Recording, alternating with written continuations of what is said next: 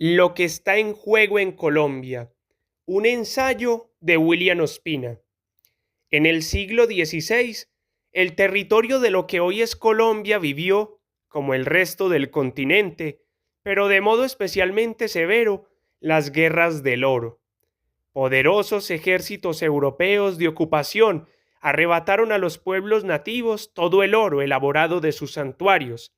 de sus casas y de sus ornamentos personales, y después sondearon en las venas de la tierra y explotaron mediante el trabajo de los indios y de los esclavos traídos de África el oro de las minas. Por los mismos tiempos, en Cumaná y en el Cabo de la Vela se vivió la Guerra de las Perlas, en la cual fueron sacrificados decenas de miles de seres humanos.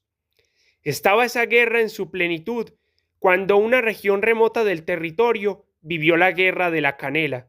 La expedición de Gonzalo Pizarro había remontado violentamente con sus tropas y con miles de siervos indígenas las cumbres nevadas de Quito, buscando unos legendarios bosques de caneleros que no aparecieron jamás. En esos mismos tiempos, el valiente y cruel Pedro de Ursúa libró 4 guerras feroces, una contra los Panches en el país de montañas azules de Neibat, otra contra los Musos en el país de las Esmeraldas, otra contra los Chitareros en los páramos de Pamplona hasta el cañón del Chicamocha, y otra contra los Taironas en el país de Ciudades de Piedra de la Sierra Nevada de Santa Marta. En aquel tiempo estas tierras fueron escenarios de algunos episodios centrales de la historia occidental y epicentro de los grandes mitos de la época: el país del oro, el país de las perlas, el país de la canela, el país de las amazonas. La colonia fue una época de crueldades y de injusticias, pero no hubo en ella grandes conflictos armados, sino una sola sombra larga: la extenuación de siervos en las encomiendas y de esclavos en minas, campos de algodón y planicies de caña de azúcar. Los choques armados reaparecieron cuando se libró la Guerra de Independencia, que enfrentó a los criollos con los españoles. Esa guerra supuso también un reordenamiento de los mercados, una redistribución de las influencias de las grandes metrópolis,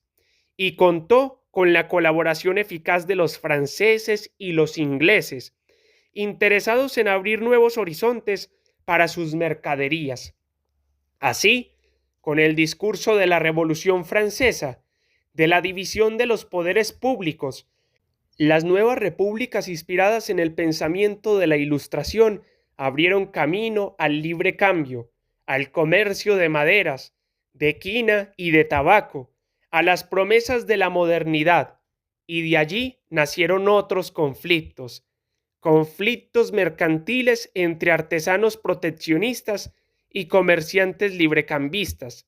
políticos entre federalistas y centralistas, económicos entre defensores de la esclavitud y abolicionistas. Entre estos últimos se libraron varias guerras, hasta el triunfo precario pero significativo de la abolición. La primera riqueza nacional que no parece haber producido una guerra de inmediato fue el café. Pero ello se debió a que el territorio necesario para esa economía había sido previamente despoblado por la conquista y abandonado después, hasta comienzos de la República, a las inercias de la naturaleza, hasta que oleadas de colonizadores antioqueños y caucanos del siglo XIX prepararon con hachas y con incendios el terreno donde habrían de ordenarse los cafetales. Con el final del siglo XIX, la Guerra de los 1000 días, cuyas causas fueron a la vez la disputa por la tierra y las nuevas pautas de modernización, terminó precipitando el zarpazo imperialista sobre el territorio donde se construiría el más importante canal interoceánico del hemisferio occidental. No había cicatrizado el país de la secesión del Istmo de Panamá cuando empezaron las crueles guerras del caucho, consecuencia de la invención del automóvil y de la desaforada demanda de materia prima para neumáticos por parte de la industria naciente. Vino después la guerra de la industrialización, que se manifestó sobre todo como persecución contra las organizaciones de trabajadores fluviales, contra los sindicatos y contra los trabajadores bananeros, uno de cuyos episodios fue la nunca olvidada masacre de 1928. A partir de 1940 comenzó una nueva guerra, a la que se ha llamado a secas la violencia, pero que bien podría llamarse la guerra del café, ya que se centró en los departamentos cafeteros de Colombia, es decir, los que sostenían al país, pues desde hacía casi un siglo el café se había convertido en la principal fuente de ingresos de nuestra sociedad. Esa guerra permitió que una región de minifundios democráticos se convirtiera, al cabo de 20 años, en una región de numerosos latifundios cafeteros y que las ciudades colombianas crecieran de un modo desmesurado con la población desplazada de los campos. Esa guerra también podría llamarse la guerra contra la pequeña agricultura, sobre la que reposaba la riqueza nacional, o la guerra urbanizadora, o la guerra paralela al proceso de industrialización del país. Apenas terminaba la violencia que dio origen a nuestras ciudades modernas, cuando recomenzó la violencia guerrillera, que ahora unía las guerras agrarias con la tierra, los conflictos engendrados por la pobreza, la exclusión y el resentimiento, y que tuvo como acicate la guerra estatal contra toda oposición democrática. No hay que olvidar que el Frente Nacional funcionó siempre sobre la base de una periódica suspensión de las garantías constitucionales para la población a través de la coartada despótica del estado de sitio. Así, la violencia fue utilizada para reprimir el descontento y las demandas democráticas de la población. La violencia era el sustituto de las reformas liberales. También se dio entonces el avance violento de la colonización y de los desplazados sobre los territorios menos explorados del país, sobre la Orinoquía y la Amazonía, y el descubrimiento de nuevas riquezas, con el inevitable presagio de nuevas guerras derivadas de ellas. Así nació la guerra de la marihuana y gradualmente después la guerra de la coca, que acabaría enfrentando a los grandes traficantes de cocaína con el Estado, al Estado con los pequeños productores de hoja de coca y a una comunidad pobre, forzada a vender lo que le compran, con un imperio opulento y hastiado que nunca pagó tan bien los frutos del trabajo honesto y abnegado de nuestros campesinos. A esas guerras se han sumado recientemente los conflictos por la biodiversidad, la disputa por territorios que se adivinan ricos en petróleo y una reviviscencia de las guerras del oro, porque al parecer mucho oro queda todavía en lo que fue por siglo la región más aurífera del continente. Las minas que produjeron el metal en otro tiempo fueron explotadas con recursos artesanales, de modo que todavía sus filones profundos pueden ser desentrañados por la gran tecnología contemporánea. Quiero decir con este largo catálogo que la nuestra ha sido una historia de guerras. En parte sí, pero también quiero señalar que en nuestra historia cada guerra parece haber correspondido a una riqueza particular, al oro, a las perlas, a las esmeraldas, al café, al caucho, a la marihuana, a la coca, incluso a veces a riquezas fantásticas como la canela, a riquezas potenciales como el canal interoceánico, a riquezas infames como la esclavitud. Y ello parece también presagiar tristemente que toda nueva riqueza o toda riqueza que responda a nuevas necesidades podría dar pie entre nosotros a nuevas violencias, a nuevas guerras. Ello nos hace pensar y temer que la biodiversidad, la gran riqueza del futuro y el santuario de los páramos colombianos puedan suspender sobre nuestro porvenir la amenaza de las guerras de la biología, de las guerras del agua, cada vez más escasa en el planeta. Algún funcionario internacional afirmó recientemente que nosotros padecíamos la maldición de la riqueza. Es decir, que nuestro mal no es la precariedad, sino la abundancia, que nuestra desdicha está en ser ricos. Sin embargo, creo que es necesario mirar el problema más en detalle para advertir que ese análisis esconde un error de perspectiva. No es posible negar que a cada riqueza nuestra ha correspondido una guerra particular, pero hay que añadir inmediatamente que muchos países poseen riquezas semejantes y que no todos representan una sucesión de guerras derivadas de esas riquezas. Para empezar, es bueno advertir que en toda su historia, Estados Unidos, un país rico en oro, en petróleo, en otros metales y minerales, en fauna y flora, en tierras agrícolas y en recursos diversos de la tierra y del mar, solo ha padecido en su territorio tres grandes guerras: la guerra de exterminio de la población aborigen, la de independencia, concluida tras 8 años de lucha, 1775-1783, y la guerra de secesión, en la segunda mitad del siglo XIX, aunque también una serie de conflictos importantes, entre los cuales podemos enumerar la conquista del oeste, que culminó con la fiebre del oro de California a finales del siglo XIX, la guerra de intolerancia contra los hijos de los esclavos,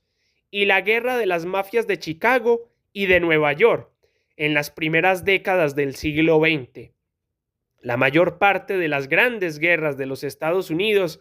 se han librado lejos de su territorio, en aguas de Cuba, 2 veces en las trincheras de Europa, en el Pacífico Sur, en Corea, en Vietnam, en Bagdad y en Kosovo, y en ellas, por supuesto, no estaban en juego sus riquezas, sino las de los otros. ¿Qué es lo que permite que las riquezas se conviertan en fuente de guerras para un país? Yo diría que fundamentalmente la incapacidad de defenderlas o la incapacidad de compartirlas. La incapacidad de defenderlas hace débiles a los países frente a las rapacidades colonialistas e imperialistas. La incapacidad de compartirlas los trenza en crueles y cíclicas guerras civiles, y esto modifica entonces el planteamiento. No es que nuestras riquezas tengan que producir fatalmente guerras, sino que esa abundancia, unida a una crónica debilidad del Estado y a las discordias de la sociedad, no le permiten a un país tener la fortaleza para defenderlas, ni el acuerdo para compartirlas y aprovecharlas. Así, de la sospecha de que lo que producen las guerras es la riqueza, pasamos a la sospecha de que lo que producen las guerras es la imposibilidad de unos acuerdos nacionales duraderos que permitan la convivencia interna, al igual que la resistencia y la firmeza ante los poderes externos. Cada vez creo con mayor intensidad que solo hay dos posibilidades de resistir a los poderes imperialistas: la fuerza y el carácter. Hoy la China es el único país con poderío económico, cohesión política y fuerza militar para confrontar al gran Estado norteamericano en el clímax de su poder sobre el mundo. Eric Hobsbawm y otros historiadores han afirmado que nunca un imperio en la historia tuvo tanto poder y tanta influencia sobre el planeta como los Estados Unidos. Si hace poco el periódico Le Monde Diplomatique, último vocero de la altivez europea frente al nuevo orden mundial, señalaba con consternación que el otrora orgulloso ejército inglés se convirtió en dócil subalterno de los Estados Unidos en su campaña contra Irak y contra Kosovo. ¿Qué no podría decir de la actitud de nuestro país frente a un gran imperio? Evidentemente, hoy también se han hecho menos altivos los franceses, los italianos y los españoles. Los aeropuertos de España, como los del norte de Italia, son incondicionales centros de provisión de los aviones militares norteamericanos. Hoy el imperio se sirve de casi todo el planeta para sus fines particulares, pero por supuesto ejerce un poder más irrestricto donde encuentra menos resistencia. Y es allí donde entra en juego el segundo elemento que he mencionado: el carácter. México es un país menos poderoso que los Estados Unidos, pero siempre ha sabido relacionarse con el imperio desde la perspectiva de una profunda dignidad, tal vez porque sus gobernantes no ignoran que, como decía Alfonso Reyes, México representa el frente de una raza, o al menos de un ámbito cultural muy distinto del estadounidense y mucho más definido, el de la América mestiza. Recientemente el presidente Chávez, en Venezuela, ha sabido jugar con inteligencia en el escenario de la economía mundial y prácticamente ha duplicado los ingresos de su país por concepto de exportaciones de petróleo. Muchos en Colombia sienten recelo ante él y lo tratan como a un dictador golpista, olvidando que fue elegido por una amplia mayoría y que ha realizado sus reformas políticas de un modo ejemplarmente pacífico, sobre todo si lo comparamos con el baño de sangre que padece hoy por hoy nuestro territorio. Pero a pesar de que nuestras élites lo miren con recelo, pienso yo que sobre todo por ser mulato, nuestros empresarios no ignoran que en Venezuela se han incrementado de un modo notable las ventas de productos importados de Colombia, que hoy Colombia, gobernada por sus elegantes señores blancos, se está beneficiando de la bonanza petrolera propiciada por Chávez y está derivando importantes ingresos de sus vecinos venezolanos y ecuatorianos. Cuba es un país pobre, no tiene economía fuerte, ni poderío militar. Tal vez lo único que tiene es un señor furioso gritando desde una tribuna, pero eso le basta para mantener a raya al mayor imperio del mundo. Como me decía hace poco un amigo en Bolivia, los Estados Unidos no muestran mucho respeto por el señor Castro. Lo atacan sin cesar por todos los medios, pero no hay duda de que respetan a Cuba. En general, Cuba es un país al que pocos envidian, pero al que muchos respetan, incluido el gobierno español, incluido el Papa, incluidos muchos empresarios norteamericanos que no ven la hora de que se acabe el bloqueo para poder invertir sus capitales en un país que será el mayor destino turístico del futuro próximo y que está para ellos al alcance de la mano, e incluidos muchos cubanos que están sosteniendo al país con sus aportes en dólares desde todo el planeta. Si nuestros dirigentes tuvieran al menos la fuerza de carácter, el espíritu nacionalista que tuvo siempre el Partido Revolucionario Institucional Mexicano, otra sería nuestra suerte. Pero desafortunadamente, si algo ha caracterizado a esa dirigencia, ha sido un espíritu sumiso y obsecuente frente a los socios imperialistas. Les duelen más las críticas que se hacen a los Estados Unidos que las críticas a su propia torpeza, y siempre les interesó más quedar bien con las metrópolis que quedar bien con el país. Su capacidad de regateo a la hora de firmar los tratados y los convenios internacionales es nula, y siempre creyeron que esa era la mejor manera de asegurarse el respeto de los norteamericanos. Pero yo tengo para mí que los imperialistas no son meros filibusteros que saquean e invaden a cualquier precio,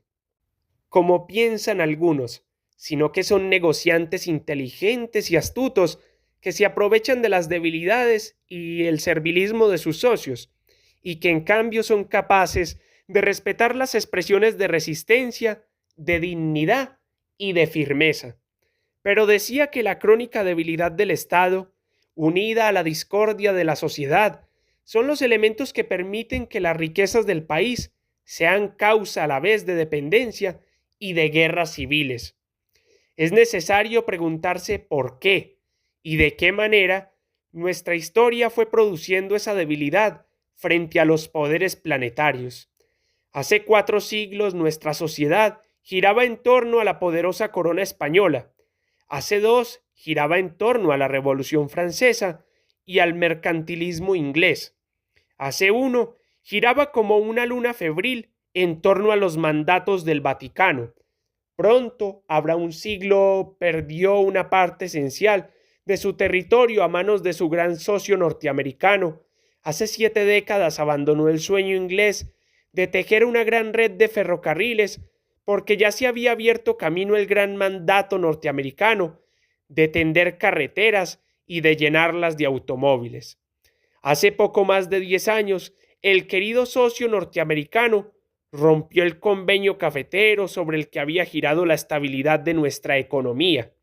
precipitando la ruina gradual de los cultivadores de café. Y en ese mismo momento firmamos con ese mismo país una apertura económica calamitosa que nos invadió de mercancías de todo tipo y arrasó con la agricultura nacional y con la pequeña industria.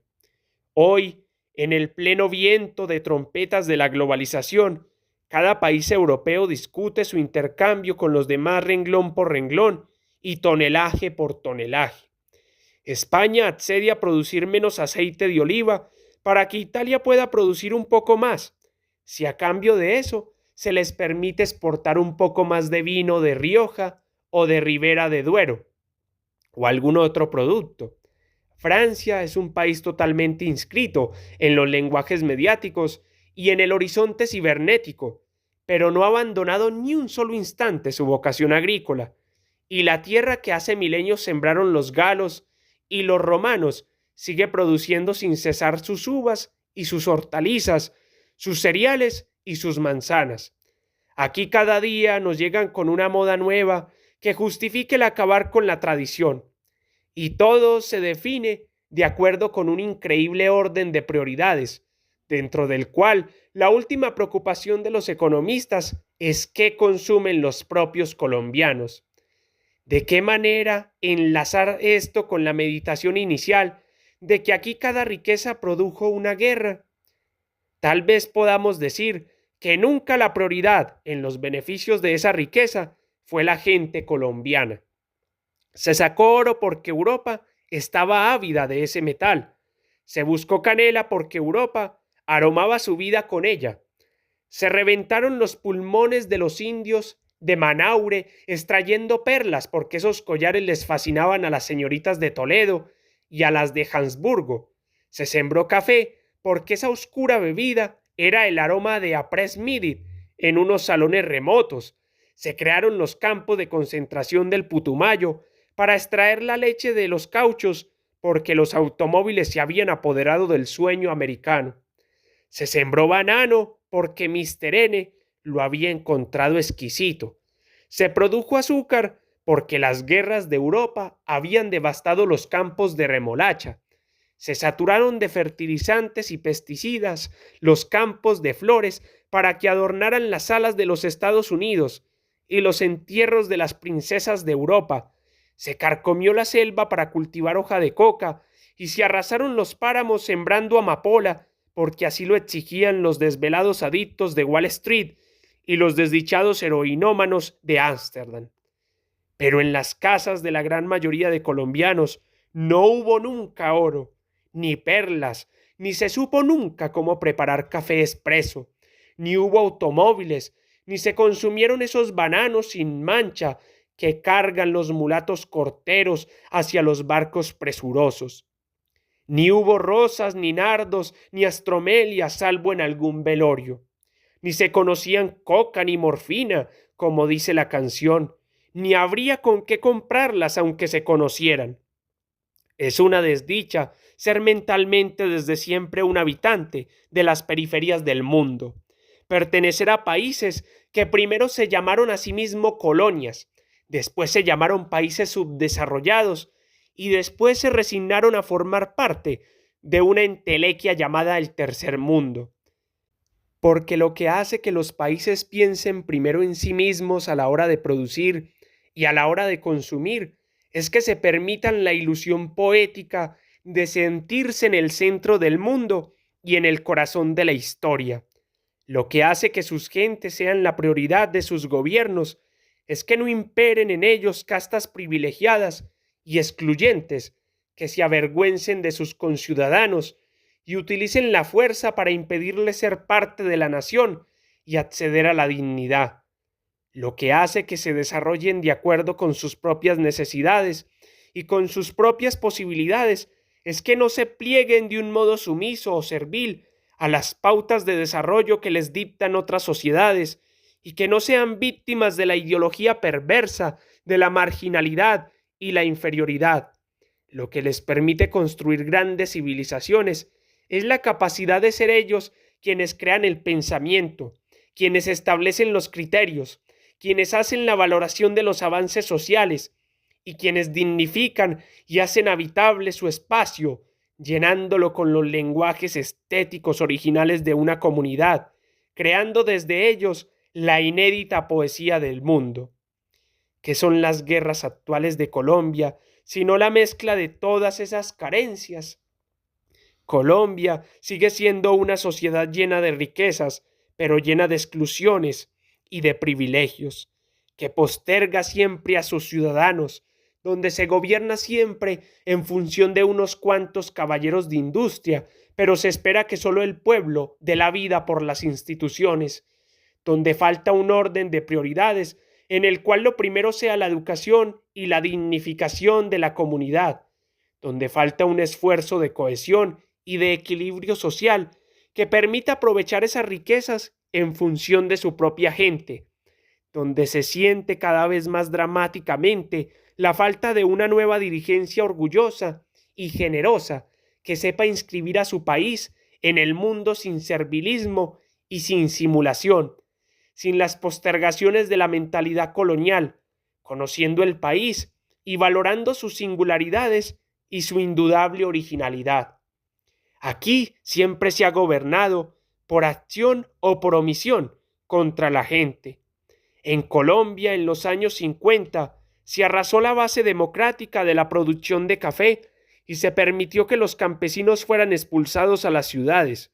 mientras la zona cafetera se llenaba de latifundios. En Colombia, en los años 60, se intentó una industrialización, pero se prohibió en la práctica todo reclamo democrático, se hostilizó y se manipuló la organización de los trabajadores industriales y se persiguió hasta el exterminio las luchas de los campesinos por la tierra. En Colombia, en los años 70, se ahogaron los reclamos de los estudiantes por una educación moderna, adecuada a la realidad de su país y que dialogara orgullosamente con el mundo. Así se postergó siempre la gran revolución de la educación, que permitiera a las nuevas generaciones formarse una idea más compleja del país al que pertenecían y ser el nuevo puente con la realidad planetaria.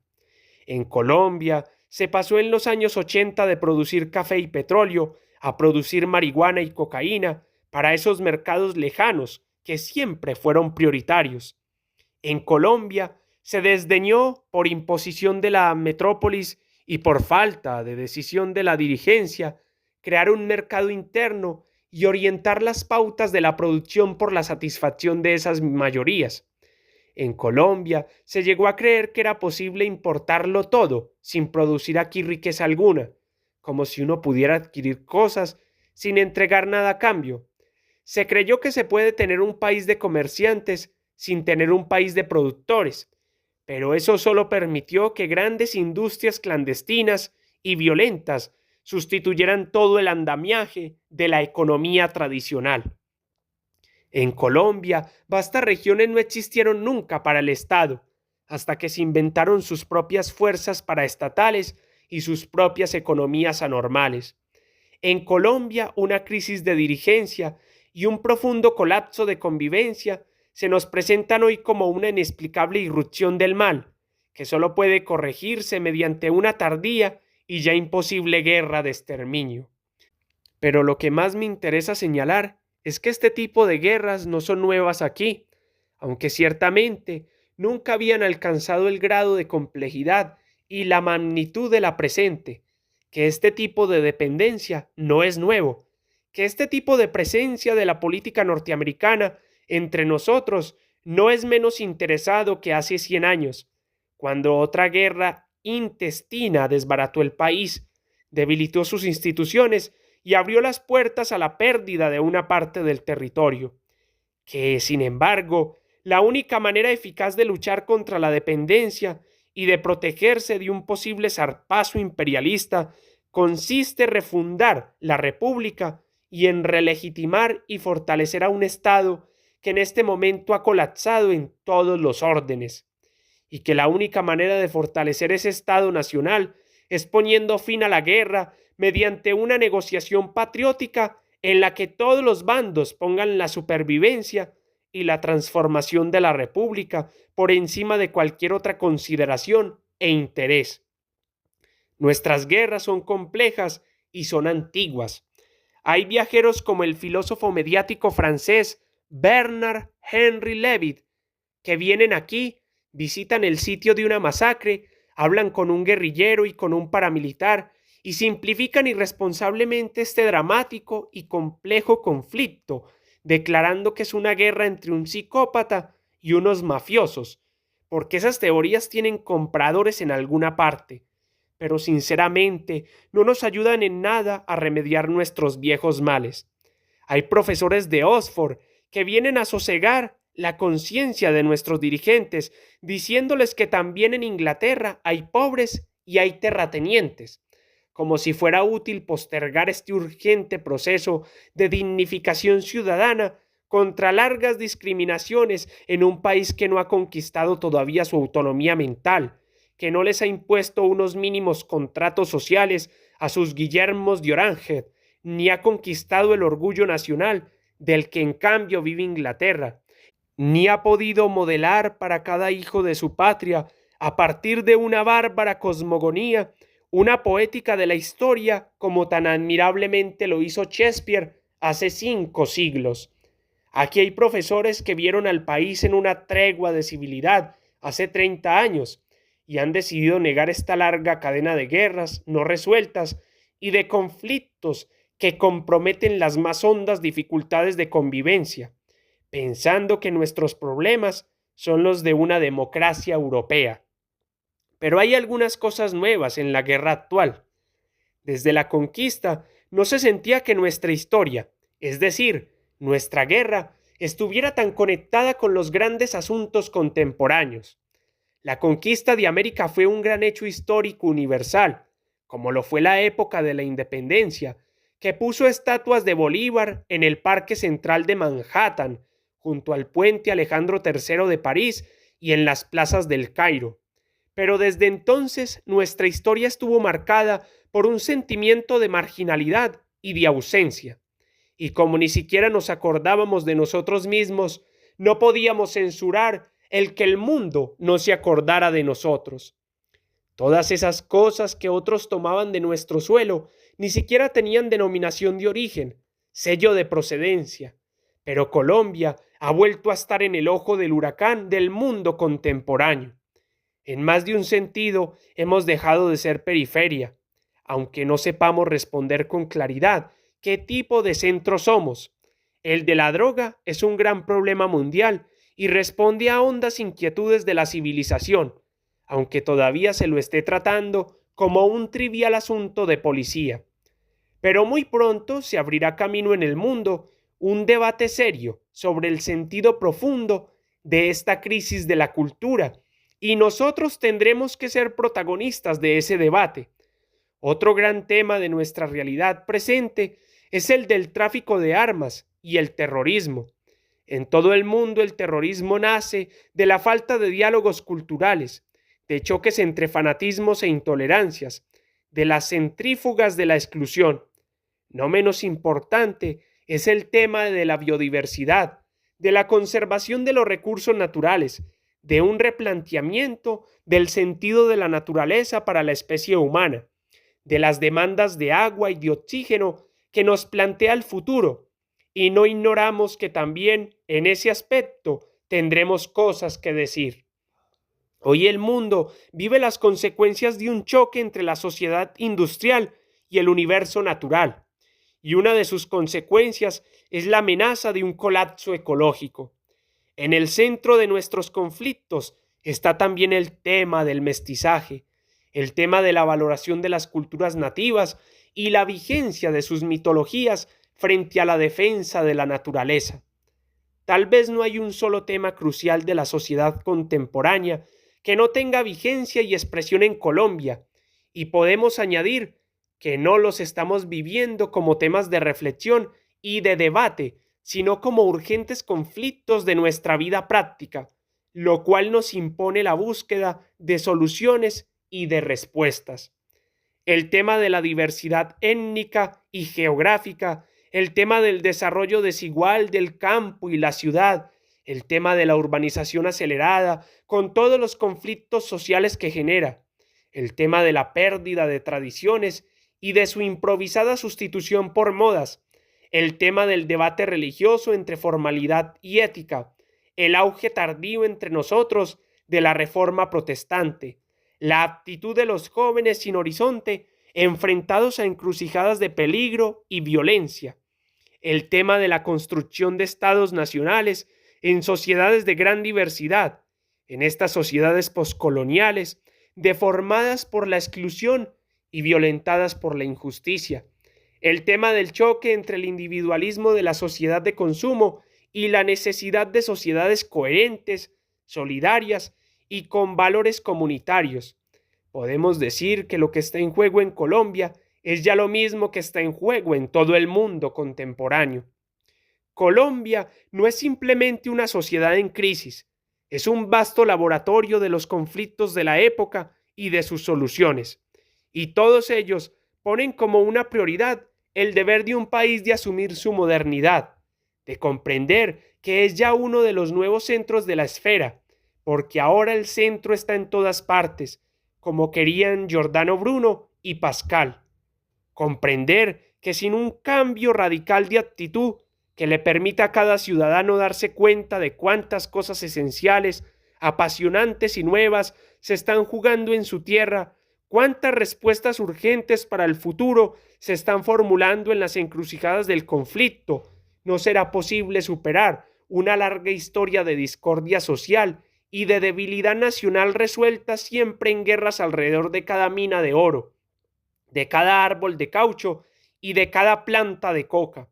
Así, el país de las guerras antiguas, de las guerras coloniales, de las guerras de aldea, de los conflictos tribales y medievales, se ve de pronto asediado por la más moderna de las guerras y está en la obligación de interrogar profundamente la realidad en que esa guerra está inscrita.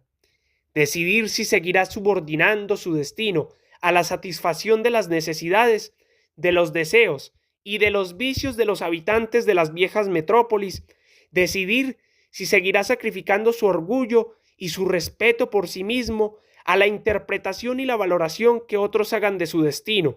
decidir si va a sacrificar su naturaleza a unas pautas de desarrollo que ya han mostrado en otras regiones del mundo su fracaso,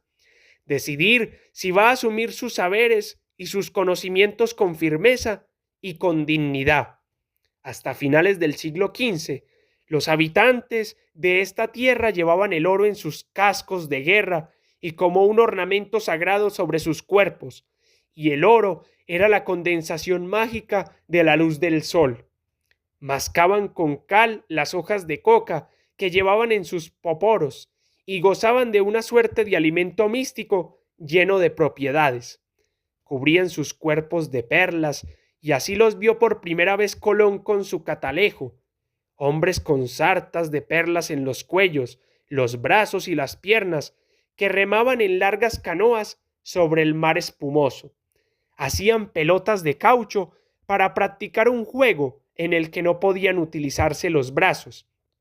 Todo lo que amaban y lo que producían era para ellos, y era para todos ellos, y se sabían en el centro del mundo, y crearon un universo de mitos y de símbolos nacido de una relación profunda con su propia realidad.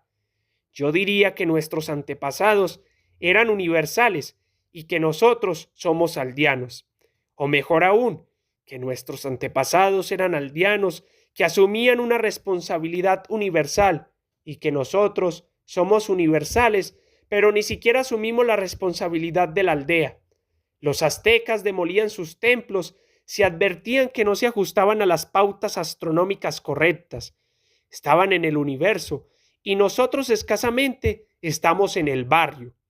Los bárbaros de la conquista y los civilizadores de la independencia recorrían a caballo todo el continente. Hoy no podemos ir de una ciudad a otra. Estamos más encerrados que nunca y solo se van los que no pueden regresar.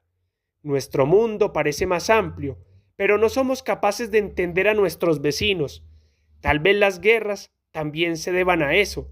y en la transformación de nuestro destino, no todo dependa de las negociaciones políticas y de las constituciones. Tal vez llegue a tener algún peso la mirada que arrojemos sobre nosotros mismos, el pequeño pero hondamente significativo giro de dejar de sentirnos en la periferia y en un tiempo rezagado, de empezar a sentirnos en el misterioso y apasionante centro del mundo, en el urgente y decisivo corazón de la historia.